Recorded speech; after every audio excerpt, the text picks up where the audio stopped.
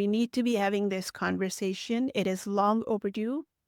So, essentially, in a nutshell, I've been going through it for the last few years, and I felt like I am on a constant roller coaster that I never bought a ticket to. There's been a lot of things that have been happening in my health, my family, my whole identity as a woman. So, I became a health coach specializing in menopause, in autoimmune conditions. I am also specialized in weight loss and cancer recovery. And it's been a bit chaotic because honestly, some days my brain fog is so bad that I can't even organize my desk properly. But, anyways, I launched this coaching practice. So I've been helping women go through perimenopause, menopause, but at the same time, I've been dealing with my own surgical menopause since 2019, I would say.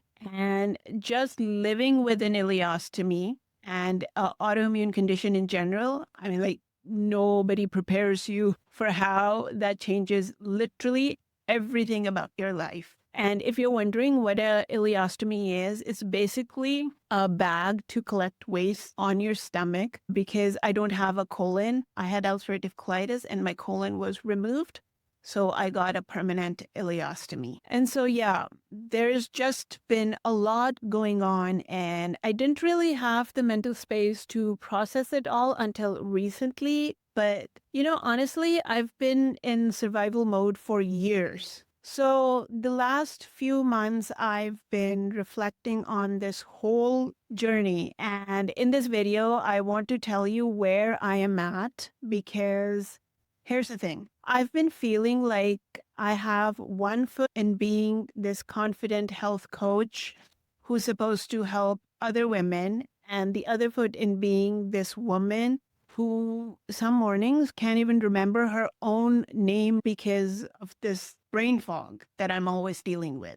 If this is the first time you're watching one of my videos, you should probably know that I am just going to ramble for a bit. We're basically having a conversation like you're sitting in my living room, and I'm just going to tell you everything, all that's been going on with me, my health, so you get to know me a little bit more. So you know who I am, what I do, where I'm coming from. Okay, so let's break it down. Let's break down my journey for you because I think a lot of you might see yourself in parts of my story, even if your situation is totally different. And I want to take you back to 2003. This is what I call my denial and fighting phase. So I was diagnosed with ulcerative colitis when I was in my 20s, and I had just given birth to my first child. So my diagnosis came 6 months after giving birth. Here I was dealing with basically a newborn and this disease I had no idea with. And my reaction was basically, no, this isn't happening to me. I'm going to fix this. And you know what? I'm going to get back to normal. I'm going to get back to being a mom. So I became obsessed with finding the cure for this ulcerative colitis, which at the time I couldn't even say properly. And I tried every medication, every diet, every supplement. I read every book I could get my hands on, and I joined every forum. So every specialist I could find. And I was convinced that if I just worked hard enough, I could beat this thing. I could beat ulcerative colitis. Looking back, I was so naive. But also, I had to go through that phase because nobody in my family really understood autoimmune diseases, let alone ulcerative colitis. And the attitude was basically, you look fine, so you must be fine. And I got a lot of this from my extended family, from other people, They would say, oh my God, you don't look sick. And I would always question, I'd be like, how do you look sick? I don't understand how you look sick. Or I would get, just eat better and you'll be fine. Don't worry. You'll get over this. So I remember this one family gathering where I was explaining why I couldn't eat certain foods, and someone at the table said, oh, you're just being too picky. Back in our day, we ate whatever was put in front of us. And there I am sitting and thinking, back in your day, you also didn't talk about your health problems. So, how could you even know if somebody is struggling with their health? This phase taught me so much about advocating for myself, because when you have invisible disease is not apparent to people, that people can't see, you have to become your own biggest advocate. You have to stand up for yourself. Nobody else is going to fight for your health the way you will. So from 2003 to about 2017, I was in full warrior mode. I was trying everything, researching everything, learning all the time, convinced I could outsmart this disease because I couldn't afford not to. I mean, I had two kids to look after. And then on top of this, this disease is basically a full-time job to take care of. So I wanted to get over this as fast as I could, not knowing that autoimmune conditions are with you for life. Okay, so then we hit 2015 to 2018, that period, which I call the acceptance, but still fighting phase. By this point, I had tried literally everything, as I said before, and I mean everything. I'd been on the latest medications. I'd been on medications that made me feel worse than the disease itself. I'd done elimination diets that left me afraid to eat anything. I'd tried any exercise, any Indian remedy that, somebody had referred me to. But then I finally started to accept that this was going to be a lifelong thing, that I was still trying to manage. If I followed the right protocol, took the right supplements, manage my stress perfectly, I could keep it under control. I had to go through a lot to get to this point of acceptance. Okay, so then came 2018. My body was done. I was having a lot of flare ups, and I was very tired, very sick. I had started to lose weight, even though it didn't show if you look at my pictures from back then, because I was blowing up as a side effect of all the medications that I had been over the years. And I couldn't leave my home some days because I never knew when I needed a bathroom. And that was another thing. So I would go to places over the years. And instead of, say, if I was going to a store, the first thing I would do is scope out the place and see where the bathroom was located, because otherwise my anxiety would rise. And that's how it was. So by 2018, I was very, very sick. And I had just turned 40 at that time. So my body was going through a lot. And that's when my doctor sat me down and said, surgery is the only option now. And I remember thinking, how could we get here? I did everything right. So why is surgery the only option? How can this be the end of the road, so to speak? But you know what? Here's what nobody tells you about making the decision to have surgery. It's not just about the physical procedure. It's about grieving the body you thought you'd have for the rest of your life. I remember the day that the doctor said that your surgery is the only option. I was in the kitchen. I remember it exactly. I was standing in the kitchen with my mom. She was doing something. And one minute I'm telling her, this is what the doctor said. And the next minute I broke down like a kid and just cried it out. For those few minutes, I was this little kid, this little girl crying to her mother, thinking, oh my God, how have we gotten here? But that helped actually. And then I gathered myself up and got in the mode of, this is what's coming my way. I'm going to do this. I can do this. Okay. So in 2018, I had my first surgery for ileostomy. And honestly, that part went better than I had expected. I mean, I was very scared, but it went really, really well. And that surgery is actually a 3-part surgery. So the first part was done in 2018, and it was good. I was finally getting relief from the colitis symptoms, And I thought to myself, okay, this is my new normal. I can do this. I can handle this. But then came the second surgery. And the second surgery was somewhere in 2019, I would say. And this is where my whole world got flipped upside down. Okay, so during this surgery, they discovered that I had severe endometriosis.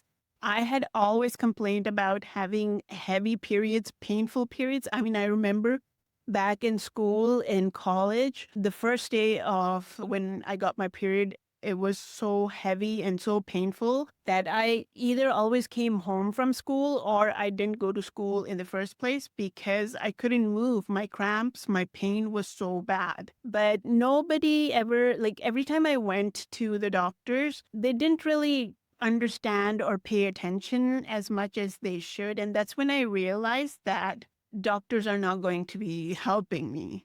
And so back to the surgery. So they discovered that I had severe endometriosis. And at that point, the surgeon had told my husband that if they didn't remove the ovaries immediately, they could rupture and I could die on the operating table. I was unconscious and on the operating table. So I didn't know what was going on. And that's why they spoke to my husband at that time. So after weighing everything and considering everything, my husband had to make the decision while I was unconscious to remove my ovaries. So he had to decide either to remove my ovaries and throw me into surgical menopause at 41, which he had no idea what happened. He didn't know that. Or he could risk me dying during surgery. So obviously, he chose to save my life. That's why I'm sitting here talking to you right now. But when I woke up and they explained what had happened, I just couldn't process it. It was a lot for me at that time because I went into surgery thinking I was getting one procedure and I woke up having had two and having lost all my reproductive organs, and I was just 41. I still cannot get over that. With no preparation, no counseling, no understanding of what surgical menopause would actually mean to my life, I didn't even know that you can go into menopause by this because you know what? Just like every other woman, I'm thinking it's way down further, close to being 50. That's when I will start thinking about menopause. I didn't know, like after 40, all of a sudden I'll be thrown into menopause and have to deal with all of this. And here's the part that still makes me angry. So there was this follow-up appointment with my gynec surgeon. And this doctor looked at me and said, well, you'll experience menopause now, but it's basically the same as natural menopause, just faster. And I was like, just faster? What do you mean, just faster? Like, excuse me, you mean the hormonal system that's been running my body for the last, say, 25 years has just disappeared overnight? And you're telling me it's basically the same as gradual process of women going through over several years. And I just went over it overnight. Not even. The thing is, the moment they cut the blood supply to your ovaries, you're basically starting your menopausal journey. Let me tell you what faster actually looks like. I woke up the next day and didn't recognize myself, not just physically, but mentally, emotionally, everything was different. I mean, there I am in the hospital bed, looking at myself. I have a bag on my stomach with bandages, right? So that part already looks different. And then I was told, your ovaries are gone, your uterus is gone, your cervix is gone. And I'm like, what is left? I don't have a colon. What is left in me? And every time I would look in the mirror, I'd be like, you're not the same person. This is not you. So the brain fog was so thick. I couldn't remember conversations I had had an hour earlier. And this still happens with me even now. I would start sentences and I would forget what I was saying mid sentence.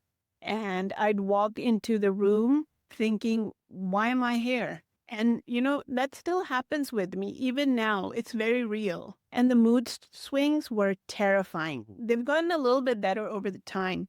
So I'd be fine 1 minute, and the next minute I'd be sobbing uncontrollably, or I'd be so angry. I couldn't even explain why, because I myself didn't know why I was getting so angry. And my poor husband would just be like, "What's wrong?" And I'd be like, "I don't know. I don't know why I'm crying or why I'm so angry right now." And the confusion. Nobody warned me about the confusion. It's feeling like your brain is wrapped in cotton all the time and like you're trying to think through this fog. I remember this one morning I was trying to make coffee, and this is something I've done thousands of times. Every morning I do this, and I just stood there in front of the coffee machine, completely unable to remember how it worked, staring at it. And my husband found me standing there, and he's like, "What's wrong?" And I just started crying because I felt like I was losing my mind. And I was like, "I don't know how to work this coffee machine anymore. I can't do anything." This is what happens with menopause. So, this is my break. I always have this small little fan with me when I'm recording. Okay, so that brings us back to 2019 to 2021, which I call my "what the hell is happening to me" phase, because that's literally what I was thinking every single day. My relationship with my husband had changed overnight, and not because he wasn't supportive. He was amazing. He is amazing. He's very loving, even though most of the time he is not understanding exactly what is happening with me, but he's always trying.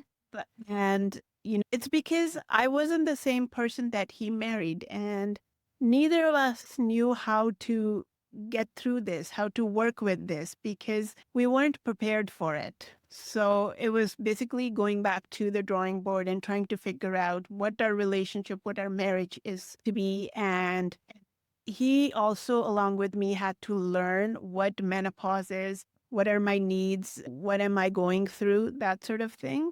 And a lot of it was very hard for him to understand. So he tried to have like normal conversations with me, and I would very easily get overwhelmed and just shut down. And he'd plan to do things with me, like activities that we could do together. And at the very last moment, I'd just cancel because I was having brain fog or anxiety. My anxiety got really, really bad. And I never had this kind of anxiety before my surgery and before this menopausal thing started to happen to me. And it also made him confused. He didn't know how to handle any of this.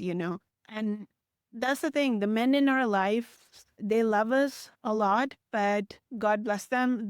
Most of the time, they don't know what is going on because we women ourselves don't know what's going on. And we find it very hard to acknowledge and kind of communicate and explain to them what's going on, right? So, and that just makes things even harder. And then there were my kids, and thank God they were much older while I was going through this. And so they handled it better than anybody. They learned to recognize when I was having my rough days and what would just, help me out. And they would quietly just take care of things. They took care of me. But I felt so guilty. Mom guilt was thriving, as I would say. And like I was always feeling, I was supposed to be the mom who had it together. And instead, I was the person who couldn't even remember if I'd eaten lunch. And my daughter, actually, she was more of a mom, along with my own mother, to take care of me through this time and to help me. And that brings us to the most ironic part of this whole story. In the middle of all of this chaos in 2020, I decided that I wanted to become a certified health coach. I was waiting for my surgery, and then the COVID situation happened, so I had to wait it out. And so in the meantime, I decided to study and become a certified health coach, as I had mentioned earlier. And then I specialized. The first specialization that I got was in autoimmune conditions because, hey, your girl was well versed in this department of autoimmune conditions, in knowing what are the hurdles and the pain and the medication and all of that. So I know it sounds kind of crazy, but here I am barely functioning some days. And I'm like, you know what? I should help other people with their health. So that's how I channeled my pain, my energy, my confusion, and all that. And here's what happened. I was so desperate to understand what was happening to me that I dove deep into research about menopause, about hormones, about autoimmune conditions, and all that. And I realized that many women are going through similar experiences with absolutely no support at all. And us women of Indian heritage, we have no support at all. We don't even talk about it. It's like menopause is this thing that nobody talks about. You go through it quietly, you suffer through it quietly, but hey, don't talk about it. Don't you dare say anything. That's how it is.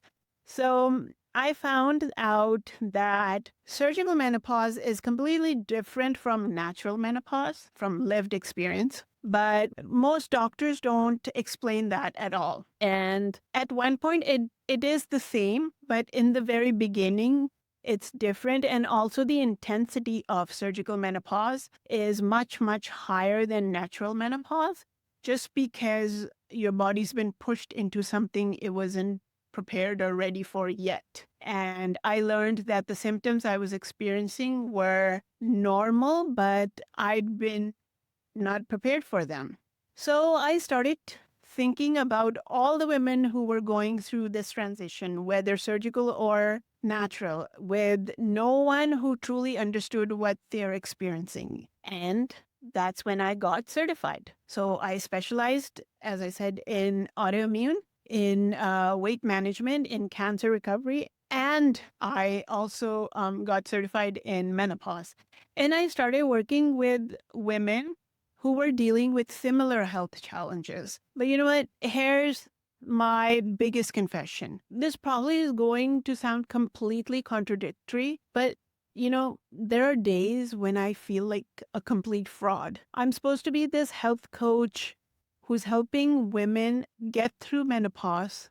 And, there are some mornings I wake up and I can't even remember what day it is or I am because of the brain fog.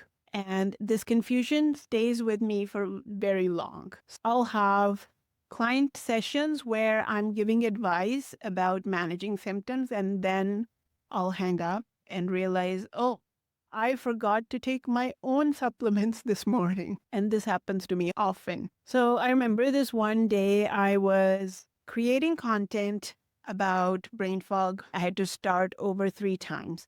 And, this happens to me when I'm like making my videos that you have probably seen on my channel. If you haven't, you should check them out. So, even for those, like scripting for them, I have to write out everything because I cannot just like go with like bullet points and things like that because I can't remember. And sometimes I will have these thoughts and then I don't know how to put them into words just because that's how my brain is working. So I write out my scripts.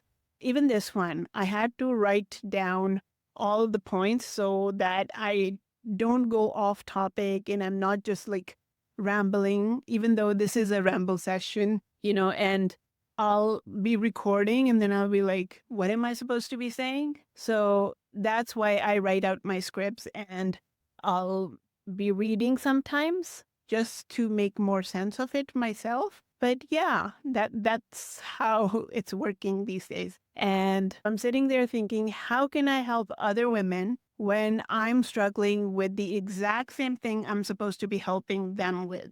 All the physical symptoms of menopause and the brain fog and the confusion. And those are big things. You know what I've learned? That contradiction, that struggle, that's exactly what makes me good at what I do. And it's been a long journey for me to realize that because when a client tells me she forgot her own address while filing a form or anything, I just don't nod sympathetically. I'm like, Girl, last week I forgot my own phone number. Let me tell you what actually helps. So I've lived it, I'm living it. So that's why I know what women are going through. And I've experienced the extreme side of it, of menopause, of not remembering, of the hot flashes, of the confusion, of the joint pain, and many, many other symptoms that we don't talk about openly, even though we should be talking about them. When someone says she feels like she's going crazy because her mood swings are so intense, I can say I know exactly what you mean. Here's what I've learned about managing that. Here's what's going to help you. This is how you can make it better. And the women I work with don't want a perfect guru to help them who's had it all figured out. They want someone who is walking this path with them, someone who understands the daily reality of what they are going through. And that's exactly what I feel. And I'm going through it, so I understand that. Okay, so now we are in present, meaning we are in 2025, and I'm in what I call my embracing the contradiction phase. So I'm a menopause coach who still has bad menopausal days. I'm a health expert who sometimes can't remember to drink water. I'm someone who helps other women advocate for themselves while I'm still learning to advocate for myself. And you know what? I'm okay with that now. I have come to accept that because here's what I want every woman watching to understand. You don't have to have it all figured out to help others. You don't have to be perfectly healed to start your own healing journey. And you don't have to wait until you're ready to start living authentically. Your struggles don't disqualify you from your purpose. They might actually be exactly what qualifies you. So, I want you to stop apologizing for your brain fog, for your mood swings, for not being the person you were before menopause. I want you to stop letting people dismiss you, your symptoms, as just getting older or being dramatic.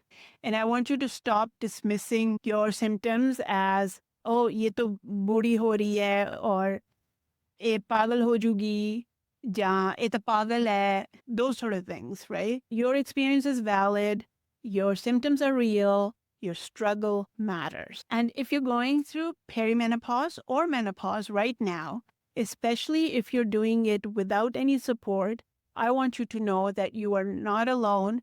You are not going crazy. You are not going pagal. You are not broken. You are going through the most significant transition a woman's body can experience, and you deserve support, understanding, compassion, and especially from your own self first. So, if this resonates with you, and if you've made it this far in this very long, very rambly video, then you're probably my people, and you're probably someone who appreciates authenticity over perfection and real talk over polished presentations. So I would love it if you would subscribe to this channel if you want more honest conversations about what's really menopause about and what it's really like to navigate health challenges, menopause, and finding your purpose in the middle of all of this chaos. And also, I want you to share this video with any woman in your life who needs to hear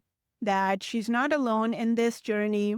And please, please, please comment down below and tell me, what phase are you in right now? I would love to read what you have to say, even on my brain fog days. And the more conversations we have, the more you share with me and I share with you, we can get through this and rediscover ourselves in the process, and also make menopause not such a taboo subject to talk about. And if you're struggling right now, if you're in the middle of your own health crisis or life transition, I want you to know that it's okay not to have it all figured out. It's okay to be a work in progress. It's okay to help others while you're still helping yourself. And it's okay to ask for help. That's something that we especially in the Indian community, are not taught, especially women. We are there as wives, as daughters, as mothers for everybody. But when it's our turn, we are mostly the last person on the list, right? But the thing is that if you don't ask for help and if you don't speak up and say, you know what, I need help, I'm going through this, nobody's going to pay attention. So speak up. I'm still figuring this whole thing out. I'm still figuring out about surgical menopause. Still, 5 years into it, I'm still figuring it out. And I have, like I've said, I've had days and I still have days when I can barely function. I'm also helping women who've never had anyone understand what they're going through. And I know that's not a contradiction I need to fix. That's a reality I need to embrace. So, thank you so much for letting me ramble at you. And if you've reached to this point, thank you, thank you, thank you. I hope you've subscribed because, like I said, we need to be building a community where we women in menopause can talk openly and freely. And that's exactly what I'm trying to do. So tell me, how long have you been going through all of this? And let's start a conversation. But thanks for being here, and I'll see you in the next one.